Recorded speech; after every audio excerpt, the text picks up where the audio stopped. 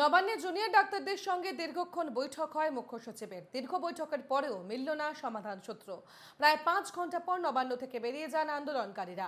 তারা জানান স্বাস্থ্য সচিবের অপসারণ ও বাকি 2 দাবিতে মুখ্য সচিবের সঙ্গে বৈঠক হয়।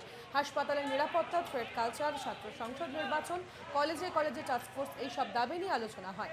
বেশ কিছু বিষয় মুখ্য সচিবের সঙ্গে মতের অমিল হয়। বৈঠকের মিনিটস দেননি মুখ্য সচিব, শুধু মৌখিক আশ্বাস দিয়েছেন।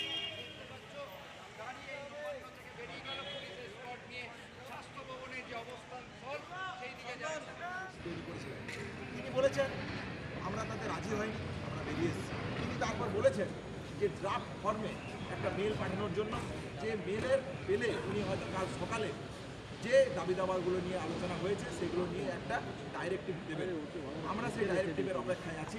আমরা মনে করি যে এই আন্দোলনের যে ন্যায়সঙ্গতা, 9 তারিখের যে ঘটনাকে সামনে রেখে যে নৃশংসতা পশ্চিমবঙ্গের উঠে এসছে তাকে মান্যতা দিয়ে, এবং হসপিটালের মধ্যে যদি নর্মাল পরিবেশ তৈরি করতে হয়, আমাদেরকে আবার কাজে ফিরতে হয়, আমাদের সহপাঠিনীকে যে ঘটনা ঘটেছে তার জন্য তার সুরক্ষা এবং সেফটির প্রসঙ্গ যদি সেই ঘটনা যাতে সুরক্ষিত করতে হয়, সেফটি সিকিউরিটি যাতে সুরক্ষিত করতে হয়, কোনো ছাত্রছাত্রীকে যাতে থ্রেট কালচারের মুখে না পড়তে হয়, সেই জন্য আমরা মনে করি এই অ্যাডভার্সিভগুলো, যে ডাইরেক্টিভগুলো আশা করা, সেই ডাইরেক্টিভগুলোতে আলোচনা করতে জরুরি।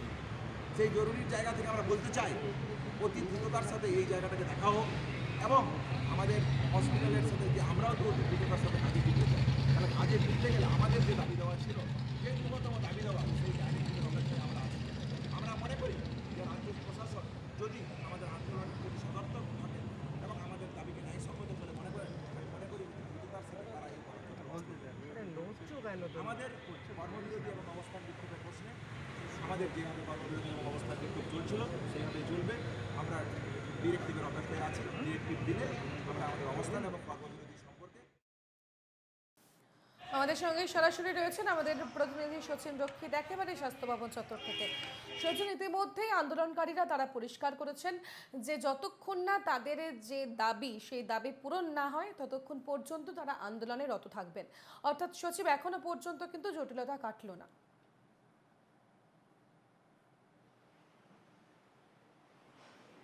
একদমই তনুশ্রী, এক্ষেত্রে বলা ভালো যে এখনো পর্যন্ত কিন্তু জটিলতা কাটিয়ে উঠতে পারলেন না দুপক্ষই, অর্থাৎ রাজ্য সরকার এবং জুনিয়র চিকিৎসক।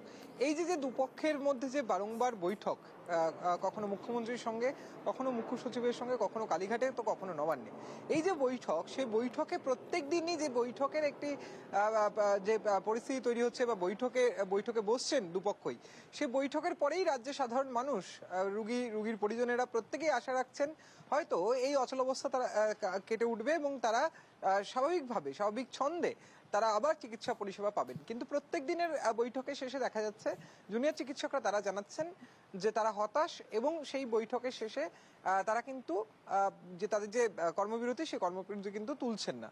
তো সেই জায়গায় দাঁড়িয়ে আমরা যদি গতকালকের বৈঠকের দিকে নজর রাখি, তাহলে সেক্ষেত্রে দেখতে পাবো যে একটি বিষয়, যে বিষয়টিকে সামনে রেখে মূলত গতকালকে জুনিয়র চিকিৎসকরা জানালেন যে তারা হতাশ, সেই বিষয়টি হচ্ছে মিনিটস রাইটিং, এবং তারপরে সেই মিনিটসে সিগনেচার, দুপক্ষের যে সই, সেই সই কিন্তু সেই মিনিটসে হয়নি। মিনিটস লেখা হয়েছে, কিন্তু সেই মিনিটসে কিন্তু দুপক্ষের স্বাক্ষর, সেই স্বাক্ষরটি কিন্তু হয়ে ওঠেনি। ফলত সেই সম্পর্কিত যে স্বাক্ষর না হয় এবং সেই সম্পর্কিত যে লিখিত প্রতিশ্রুতি, সেটি পাননি জুনিয়র চিকিৎসকরা, এবং তারা বলছেন বৈঠক শেষে যে তারা হতাশ এবং তারা কর্মবিরতি চালিয়ে যাবেন যতক্ষণ না পর্যন্ত তাদের এই যে গোটা যে দাবিগুলি রয়েছে, সেই দাবিগুলির লিখিত কোনো প্রতিশ্রুতি পাওয়া যাচ্ছে। তুমি জানো ইতিমধ্যেই মুখ্যমন্ত্রীর সঙ্গে বৈঠকের পরেই মুখ্যমন্ত্রী একাধিক সিদ্ধান্ত জানিয়েছেন, সেগুলিকে সরকারি নির্দেশনামা হিসেবে সেগুলিকে প্রকাশ করা হয়েছে, এবং যাদের বিরুদ্ধে অভিযোগ ছিল, যাদেরকে অপসারণের দাবি ছিল জুনিয়র চিকিৎসকদের তরফ থেকে, তাদের ভিতরে অধিকাংশদেরই কিন্তু ইতিমধ্যেই তাদের নিজস্ব পদ থেকে সরিয়ে দিয়ে অন্যত্র স্থানান্তরিত করা হয়েছে। এবং গতকালকে যে মূলত যে দাবিটি নিয়ে জুনিয়র চিকিৎসকরা প্রাথমিকভাবে তারা জানান মুখ্য সচিবের সঙ্গে বৈঠক করতে চান, সেই দাবির ভিতরে অন্যতম দাবি ছিল নেক্সাস বা থ্রেড কালচারকে কলেজ থেকে সরাতে হবে, বা নেক্সাসকে বন্ধ করতে হবে, থ্রেড কালচারকে বন্ধ করতে হবে। এবং সেই দাবিগুলি নিয়ে মূলত তারা মুখ্য সচিবকে মেল করেন, এবং পরবর্তীতে প্রত্যুত্তরে মুখ্য সচিবও বৈঠকে বসার জন্য জুনিয়র চিকিৎসকদের আহ্বান জানান, এবং সেই বৈঠক হয় দীর্ঘ সময়, প্রায় 5.5 ঘন্টার এই বৈঠক। এবং বৈঠকের শেষে কোনো সমাধান সূত্র কিন্তু আখেরে বেরোলো না।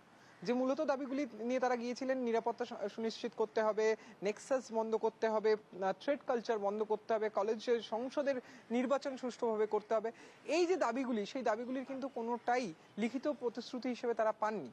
মিনিটস রাইটিং হয়েছে কিন্তু সই হয়নি। ফলত সেই জায়গায় দাঁড়িয়ে কিন্তু জুনিয়র চিকিৎসকরা কোনো রকম ভাবে ভরসা করতে পারছেন না এমতো পরিস্থিতিতে। তারা কালকের বৈঠকের পরে তারা যে কর্মবিরতি চালিয়ে যাবেন সেই বিষয়টি স্পষ্ট করা হয়েছে। কিন্তু আখেরে সমস্যায় সাধারণ মানুষের চিকিৎসা পরিষেবা, এবং সেই পয়েন্টকে সামনে রেখেই রাজ্য সরকার বারংবার আবেদন জানাচ্ছেন জুনিয়র চিকিৎসকদের যে তারা যাতে কর্মবিরতি তুলে নেন।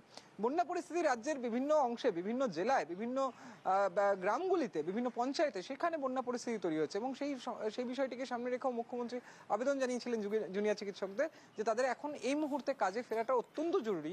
তার কারণ হচ্ছে হ্যাঁ, সচিন। বিভিন্ন বন্যা কবলিত অঞ্চলগুলিতে রোগীর পরিমাণ কিন্তু বাড়ছে। ফলত সেই জায়গায় দাঁড়িয়ে তাদের কাজে ফেরা অত্যন্ত জরুরি, এবং তাদের রোগী পরিষেবা সচল অবস্থায় ফেরানো সম্ভব হবে। কিন্তু এখনো পর্যন্ত কর্মবিরতি তারা তুললেন না, এবং আজকে তাদের কাছে যে মৌখিক প্রতিশ্রুতিগুলি এসেছে সেই মৌখিক প্রতিশ্রুতিগুলো যতক্ষণ না পূরণ হবে ততক্ষণ পর্যন্ত কাজের এবং কর্মবিরতিতে তারা থাকবেন এবং আন্দোলন চালিয়ে যাবেন, তা কার্যত পরিষ্কার করেছেন আন্দোলনকারীরা। ধন্যবাদ সচিন, তুমি নজর রাখতে থাকো, পরে আবারও ফিরবো।